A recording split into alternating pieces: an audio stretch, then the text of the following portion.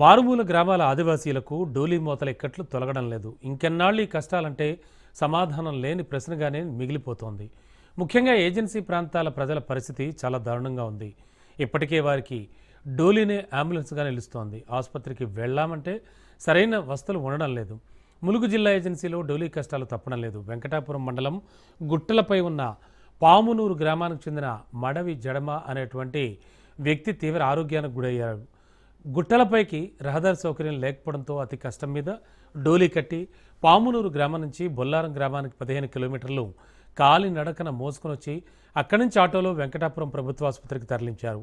అధికారులు స్పందించి ఆ గ్రామానికి తాత్కాలిక మార్గం ఏర్పాటు చేయాలంటున్నారు. ఎప్పుడైనా